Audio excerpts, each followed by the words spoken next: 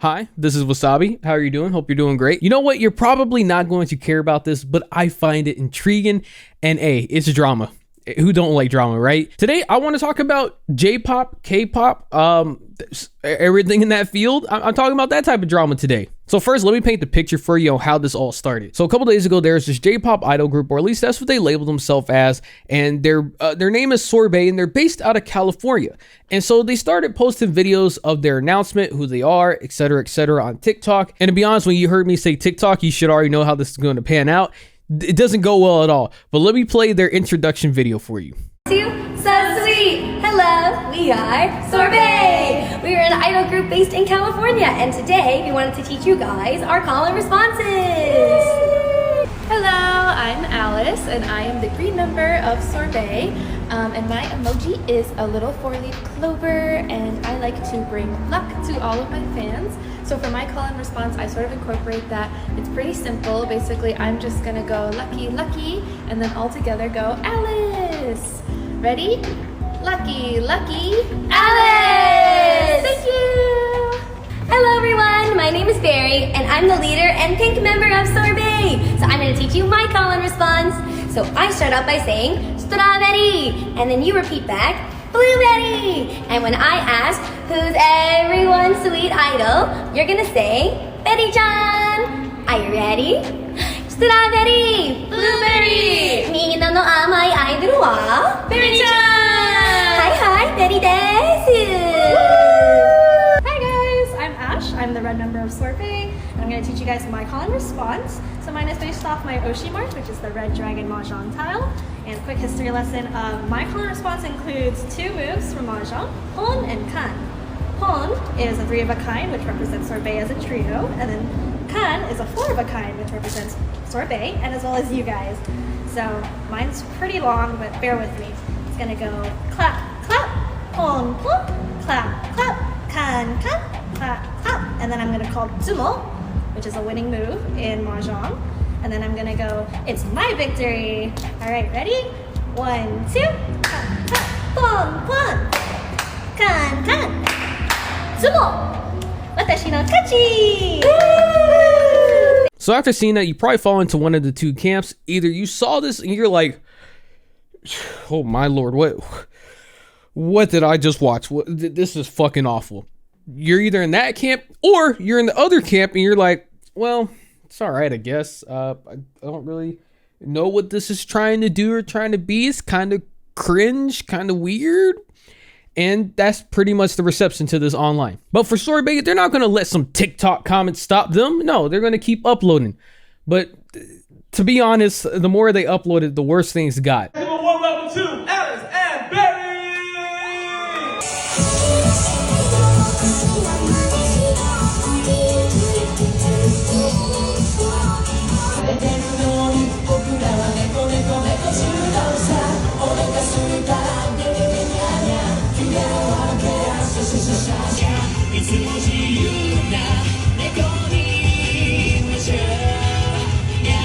Now, the biggest issue people are taking with this is the fact that their performances, from what everyone can tell, is they were lip syncing. First of all, they have no songs out at all. Not a single song. At least as of me recording this video, there are no songs that I'm aware of. If there are, let me know in the comments below. But there are no songs out. The videos that they show doing their performances or going on stage to do their first performances is pretty much just lip syncing, you know, and then the whole team is not even there. The whole, what is it, Strawberry? Lucky Charms, and I'm sorry, I can't remember all the names, but all 3 members are not there. And so when you're missing all 3 of the trio for the idol group, it just seems kind of weird. Like, what's going on already? Your group, you're supposed to be promoting your entire group, and everybody's supposed to be there. How are you supposed to be taken seriously? You're taken as a joke. And so reading the comments, you got people saying, can't wait to be a part of the 4 people there to watch you guys. How much did you have to pay the audience for them to be there, and how many people were watching? But are y'all singing? The mic became a prop. I'm not even there and I want to leave. No way they really have fans. It's even worse than we thought. And so those are only just some of the comments from the videos, but there are encouraging ones as well too, but it's not really from what you would expect. It's pretty much everyone telling Ash and Alice to run away from this completely and form their own group. They, from pretty much everything that I can get from reading all the comments on these videos, everybody thinks that Barry is like some goddamn mastermind, some dictator that is like running the entire group and forcing the other members to do this by like a chokehold, and that they have no choice but to perform in this group. And so yeah, pretty much everyone in the comments just telling everyone, hey, Barry fucking sucks dick. She needs to go. She is terrible. She is bringing this whole group down. Alice, Ash, y'all got this. Y'all need to do something about her, and hey, you got something solid going. And things have already gotten to a point where Barry had to make an apology. Hey everyone, this is Barry. I just wanted to hop on really quick and address my call and response in Sorb3t's latest TikTok video. So first off, I just want to start out by saying that I genuinely and wholeheartedly apologize to every single person that I have upset or that I have offended with my call and response. I truly did not have any ill intent, but I also understand that I've hurt a lot of people, and for that I am sorry. I, as a white person, have an insane amount of privilege, and I will never truly understand the struggles that people of color go through. And I did not mean to undermine or ignore or disregard any of those struggles, and I am sorry. Now, I did want to give some background on my call and response and explain why it was the way it was. The reason why my call and response is in Japanese, despite Sorb3t releasing music in English, is because when I eventually have my own tracks, I plan to release solo music almost exclusively in Japanese.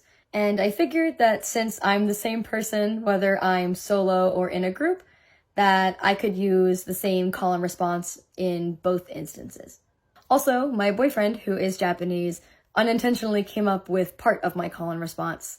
One day we were just talking about my idol career, and on a whim he just made up something, and I ended up wanting to incorporate it because I'm all about the strawberry aesthetic, and my online alias is associated with blueberries, so I thought that it was perfect for me. I thought that since my call and response is in Japanese, that if I pronounced the words strawberry and blueberry the way that the katakana would be read out loud, that it would be okay. And I see now that I was wrong. So I'll be honest, I don't really understand much about the J-pop field, K-pop field, anything really at all. I just listen to music and I enjoy it. All the nuances, how things are pronounced, the pronunciation. I'll be honest, I don't know it, man. Maybe what she did was great, maybe it wasn't. From what I'm reading, people were saying that her accent and the way she tried to do the Japanese words was fine. There wasn't anything really wrong with that. Now I just want to add on that looking through the comments some more, I know people have called out that she apparently had a slight laugh or a slight giggle in the video, so people were like, well, this apology shit, she obviously not sincere, or the fact that her voice isn't exactly on point with how the call sign was, so she's switching up. If you really want to find something to shore, I guess go for it. Again, from what I read, she made the Asian community upset for her call sign video, I guess because of the pronunciation and how she did things wrong. And so with this video, with her saying her Japanese boyfriend is pretty much trying to say, hey, I didn't just go into this blindly. I relied on him to sort of guide me through all this. And so that's why I thought it was okay. Now, whether or not it was okay, it's not for me to decide, so I'm not going to act like I do. And whether or not the Asian community was actually upset at this and what was going on in the comment section, again, I couldn't tell you since it was deleted. But if you know more about this or you want to share some more information, please let me know in the comments below. I would love to see it, because it would help me out and just add in some more context to this entire story. But regardless, at least she made an apology and posted it online so that people can see that she acknowledges it, she sees it, and that wasn't her intention to offend anybody or to upset anybody. That's a lot better than could be said for a lot of people who will just sit there and see all the comments and say, man, fuck y'all, and then they just ignore it and move on. So at least she did make an apology for whatever that is at least worth to some people. Because I think in the end, no matter what, people are still going to be mad regardless. Whether she made the greatest apology known to mankind, people were still going to be upset. Now for me, my entire opinion of this is, if you're not hurting no one, if what you're doing does not affect anybody in any way, shape, or form, I don't care. I honestly don't care. If you're not, if you performing songs is not, I guess, killing people, right? Then there's nothing to worry about. You're just doing something that you enjoy, that you find that is entertaining to you. It's like a hobby.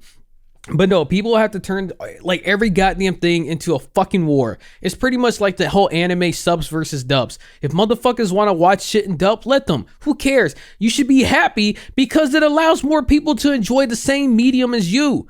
There's no other reason to be upset that people are watching things in dub other than because you got some hate boner against people just enjoying things. Yes, you can say it's cringe, it's weird. Why would people want to do this? This is so fucking odd. This is yucky. Whatever. You can sit there and say all the complaints, all the things that you want. That's fine. People are not saying that you can't do that. But the problem begins when people start to take it too far. When they sit there and let a personal grudge or hatred go so far that now they have to start harming the individuals that are just trying to have fun. So 2 days ago, Sorb3t made a post on their TikTok. It said, "Hello everyone. We are currently being doxxed. We were just 3 girls innocently chasing our dreams and did not want it to come to this. For our safety, we need some time away to heal, but we'll see you again soon." To let someone's existence bother you so much that you go out of your way to dox them is pathetic. That is just coward shit. I don't understand why people take so much of a grudge with certain things that they have to go and do things like this when these people are not affecting you.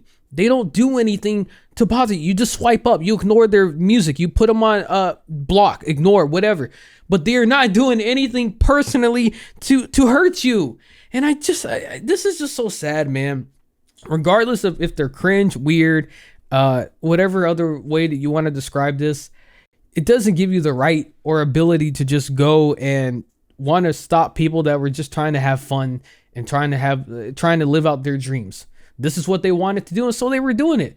But then you got people that want to be douchebags and assholes and go throughout all the comment sections and tell them how much they fucking suck and they're the worst people known to mankind and they should just abandon everything for life. When in reality, I thought we should be encouraging people to want to do better and just be like, hey, you're not doing this correct. Maybe you should aim to do this or that. Like, it's cool to clown and, roast people, and that's fine. I mean, we all do it. There's always going to be that part. It's just the internet. But at the same time, I think it's good to educate people as well, too. You can roast, have your little jokes, but educate them so that they can do better. I don't think that their whole goal going into this was try and be awful or try to be the worst idol group known to mankind.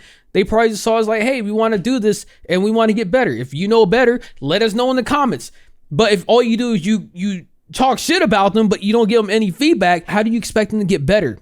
All you're doing then is just watching someone waiting for their downfall, which I don't think is ever great. I don't think that's good at all. And if you think the only option to this is for them to just quit and not even try, that's a fucking loser mentality right there.